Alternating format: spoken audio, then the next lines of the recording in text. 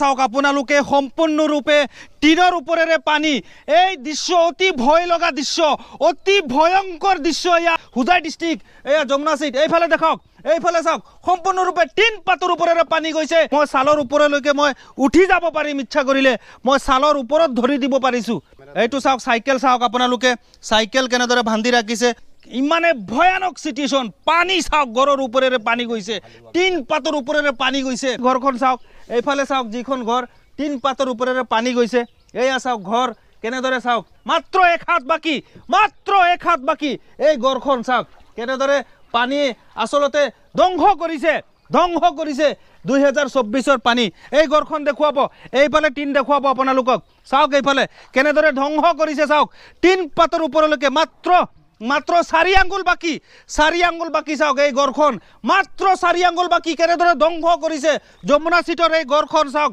আপোনালোকে এনেদৰে ইয়াতে বহু কেইখন পৰিয়ালৰ ঘৰ আছে বৰ্তমান পানীৰ তলত সোমাইছে ঘৰসমূহ কেনেদৰে পানীৰ তলত বুৰ গৈছে দমকল আপোনালোকে চাওক দমকল মাত্ৰ 4 আঙ্গুল বাকি দমকল পানীৰ তলত এয়া চাওক মাত্ৰ 4 আঙ্গুল বাকি এয়া দমকল চাওক আপোনালোকে আৰু এয়া চৰাই চাওক চৰাই কেনেদৰে আশ্ৰয় গ্ৰহণ কৰিছে এয়া চৰাই চাওক অতি হিহৰণকাৰী অতি ভয়ানক পৰিৱেশ এই ঠাইত হৈছে ঘৰৰ মানুহ বৰ্তমান ঘৰত নাই 2024 পানী এয়া 2024 পানীয়ে কেনেদৰে চাওক এই আসলতে ঘৰৰ মানুহসমূহ ইতিমধ্যে সামগ্ৰীসমূহ লাহে লাহে ইয়াৰ পৰা ওলাই লৈ গৈছে তেওঁলোকে এনেকুৱা সিচুৱেশ্যন কৰিছে আৰু এওঁলোকে ঘৰৰ সামগ্ৰীসমূহ লাহে লাহে ঘৰৰ পৰা ওলাই লৈ গৈ আছে সিলিণ্ডাৰ গেছ তেওঁলোকৰ আসলতে পৰিয়ালৰ লোকক তেওঁলোকে মাথাউৰিৰ ওপৰত নি দি আহিছে আৰু চৰাই চাওক কেনেদৰে আছে গছৰ ওপৰত খেৰৰ মেজিৰ ওপৰত চৰাই আৰু এয়া চাওক সুন্দৰ ঘৰ পকী ঘৰসমূহ পানীৰ তলত বুৰ গৈছে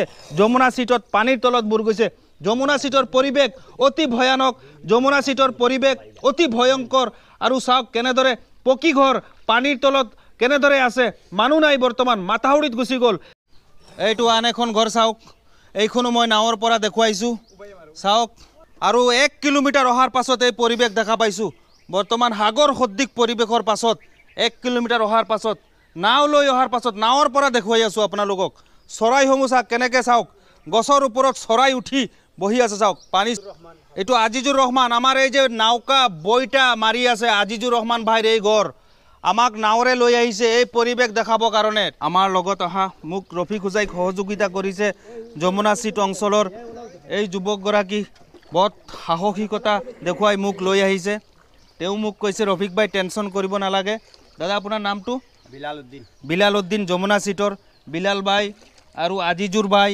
ফকৰুল ভাই ৰফিক হুজাইক সহযোগ কৰিছে ৰফিক হুজাইক লৈ আহিছে এই পৰিৱেশ দেখাবৰ কাৰণে আৰু হাছান ভাই সন্মুখত বইটা মাৰি আছে আৰু এই অংগনবাদী কেন্দ্ৰৰ খাদ্যসমূহ চাওক কেনেদৰে পেকেটে পৰি আছে পেকেটে চাওক পেকেটে পৰি আছে ইয়াতে চাওক অংগনবাদীৰ খাদ্য যেহেতু ঘৰ বুঢ়াই পেলাইছে আমি এটা পেকেট ফটাই আপোনালোকক দেখুৱাইছোঁ এইটো চাওক আৰু এটা পেকেট আমি আপোনালোকক দেখুৱাই আছোঁ এইটো চাওক কোনোবাই ভাবিব হয়তো খালী পেকেট উপংগী আছে খালী পেকেট নহয় এয়া ভৰা পেকেট হয় আমাৰ নাৱৰীয়া নামি গৈছে ইতিমধ্যে ল'ৰা ছোৱালীৰ খাদ্যসমূহ উদ্ধাৰ কৰিবৰ কাৰণে বুকু পানীত নামি গৈছে আপোনাৰ চাদাৰ টেমা পৰি গ'ল গুচি গৈ আছে এয়া চাওক পানীত হাতুৰি এইখন ঘৰৰ গৰাকী চাওক বুকু পানীৰ ওপৰত আছে এই ঘৰৰ খুৰা আপোনাৰ নাম কি নাম আব্দুল বাছিতৰ এই ঘৰখন সম্পূৰ্ণৰূপে পানীৰ তলত গৈছে নেহৰু আজাদ প্ৰাথমিক বিদ্যালয় সম্পূৰ্ণৰূপে চাওক পানীৰ তলত ক'ব লাগিব এয়া চাওক মই দেখুৱাইছোঁ বিদ্যুতৰ খুঁটি চাওক আপোনালোকে পানীৰ তলত কেনেকৈ বুৰ গৈছে চাওক ক'ব গ'লে 50% পানীৰ তলত বুৰ গৈছে যমুনা চিট এয়া যমুনা চিট চাওক নাৱৰ ওপৰৰ পৰা মই নাও লৈ সোমাই গৈছোঁ এয়া নাৱৰ পৰা মই আপোনালোকক দেখুৱাইছোঁ আপোনালোকক এইটো চাওক কেনেদৰে এই স্কুলখন পানীৰ তলত বুৰ গৈছে মই আপোনালোকক দেখুৱাইছোঁ কিমান পানী চাওক চব মানে আৰু 3 4 5 7 বাকী আছে মানে টিনালৈকে পানী পাবলৈ 3 পাতলৈকে পানী চুবলৈ যোৱা 2 দিন পূৰ্বে মই এই মছজিদখনত আহিছিলোঁ শুকান ৰাস্তাৰে এয়া মৃতদেহ কঢ়িয়াই নিয়া যিখন হেৰি আছে সেইখন চাওক পানীৰ ওপৰত বাঢ়ি আছে আৰু মছজিদৰ বাথৰুম সম্পূৰ্ণৰূপে পানীৰ তলত মাত্ৰ আপোনাৰ 1 নল বাকি আছে এয়া চাওক মই অলপ মছজিদৰ ভিতৰৰ পৰিৱেশ দেখুৱাই দিওঁ বৰ্তমান নমাজ পঢ়িবলৈ মানুহ নাই, সব মাথাউৰিৰ ওপৰত আছে। এই মছজিদখন আপোনালোকে চাওক, এই মছজিদখন দুদিন পূৰ্বে মই আহিছিলোঁ শুকান বাটেৰে আহিছিলোঁ, বৰ্তমান নাৱৰে আহিবলগীয়া হৈছে, বৰ্তমান নাৱৰে আহিছোঁ। এই মছজিদখনৰ ভিতৰৰ পৰিৱেশ আপোনালোকে চাওক, চিয়েৰ পৰি আছে, নমাজৰ সামগ্ৰীসমূহ পৰি আছে। এয়া চাওক কুৰআন শ্বৰীফ ওপৰৰ ঠাৰিয়াত থৈ দিছে। মছজিদৰ ভিতৰৰ পৰিৱেশ আপোনালোকে চাওক। কিলোমিটাৰ অহাৰ পাছত আৰু পেকেট চাওক আপোনালোকে। এখন অংগনবাদী কেন্দ্ৰত ইমানকেইটা পেকেট ক'ৰ পৰা আহিল? ইমানকেইটা পেকেট যদি আছিলে বিতৰণ কিয় কৰি দিয়া নাই? সময়মতে কিহৰ আচলতে সমস্যাত পৰি বিতৰণ কৰি দিয়া নাই? এয়া চাওক অতি ভয়ানক চিটুৱেশ্যন। গছৰ তলেদি যাবলগীয়া হৈছে। চাওক কিমান ভয়ানক চিটুৱেশ্যন, গছ টছ মাথাত লাগি যায়। জংঘলৰ মাজেৰে নাও আমাৰ গৈছে। সেইটো চাওক এটা হাতী, মই দেখুৱাইছোঁ কেমেৰাত, বুকু সমান পানীৰ মাজতে হাতীটো আছে, মই দেখুৱাইছোঁ আপোনালোকক।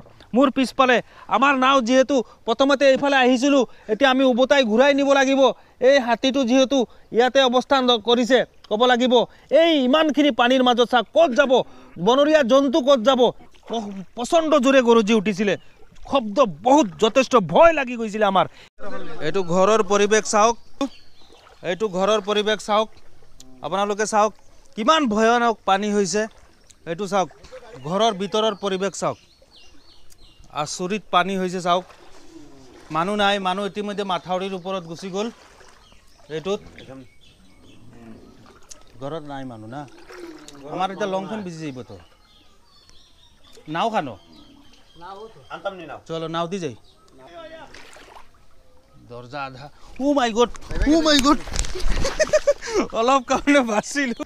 ইয়াতে মাত্ৰ 40-50 পেকেট আপোনালোকে দেখা পাইছে, কিন্তু পানীৰ ওপৰত এতিয়াও যমুনা চিটৰ কপিলীৰ পানীৰ ওপৰত এতিয়া প্ৰায় 200-300 ওপৰত হ'ব। কিমান হ'ব? আপুনিতো লগত গৈছে, কওকচোন কিমানটা হ'ব? আৰু হয়, মই যি কণ্ডিশ্যন দেখিছোঁ এতিয়া যে মানে অসমৰ মানে খাদ্য মন্ত্ৰী যে আছে, মানে সৰু কোন ল'ৰা ছোৱালীবিলাকক যে মানে খাদ্য দিয়া হৈছিলে অংগনবাদী চেণ্টাৰত, মানে প্ৰায় হাজাৰ পেকেট দেখিছোঁ। মানে মই নদীৰ ওপৰত মানে এতিয়া বাচি গৈ আছে। আমাৰ জিলা উপায়ুক্ত মহোদয়ৰ ওচৰত আমি অনুৰোধ জনাই কওঁ যে আপুনি অনতিপলমে আহি যিকোনো মানুহ দিও মানে এইবিলাক এটা তদন্তৰ দৰকাৰ। এইবিলাক যে অংগনবাদী কেন্দ্ৰ যিমান আছে, কাৰণ যিবিলাক খাদ্য আহে সৰু ল'ৰা ছোৱালীৰ কাৰণে, এইবিলাক খাদ্য সিহঁতে গড়ত ষ্টক কৰি পচাই থয়।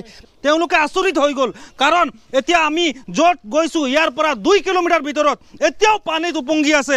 প্ৰায় 2-3-4 শতাধিক হ'ব ল'ৰা ছোৱালীসকলৰ খিচিৰি বনোৱা, খাদ্য বনোৱা এই কণ মইনাহঁতৰ চাওক অংগনবাদী কেন্দ্ৰত। নাৱৰীয়া আমাৰ লগত আছে, এইজন ভাই আছে। আপুনি পানীত বুকু সমান, ডিঙি সমান পানীত হাতুৰি উদ্ধাৰ কৰিছে। তাতে আৰু কিমান পেকেট পৰি আছে? আমি যিখিনি ঠাইৰ পৰা ধৰি আনিছিলোঁ হাজাৰ পেকেট বাঢ়ি গৈ আছে। ইমান পেকেট আছে, টাইমত দিয়া নাই, বিতৰণ কৰা নাই। এই আছা কণ মইনা, এইসকলৰ খাদ্য, এই কণ মইনাহঁতৰ খাদ্য। তোমালোকক এই খাদ্যসমূহ দিছিলে নেকি স্কুলত? মাইনা দিয়া নাই না? খোৱা খাদ্য খোৱা নাই স্কুলত? তোমাক দিছিলে? মোৰ কেমেৰাত চাওক আপোনালোকে, এই কণমানি ইয়াতে 4-5 গৰাকী আছে। এনেধৰণৰ শিশুৰ খাদ্য, এনেধৰণৰ কণমানিৰ এওঁলোকে আজি কেমেৰাত আহি কৈছে যে এই শিশুসকলে এনেধৰণৰ খাদ্যৰ পৰা বঞ্চিত হৈ আছে, অংগনবাদী কেন্দ্ৰৰ পৰা তেওঁলোকে বঞ্চিত হৈ আছে এই খাদ্যসমূহৰ পৰা। যদি দিলে হয় তেতিয়াহ'লে কিয় আজি পানীত উপঙি থকা পৰিৱেশ হ'লে হয়?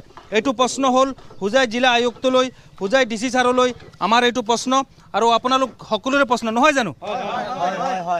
একেলগে কওক, সকলোৱে আপোনালোকে দাবী জনাইছে নহয় জানো? তদন্ত হ'ব লাগে ন?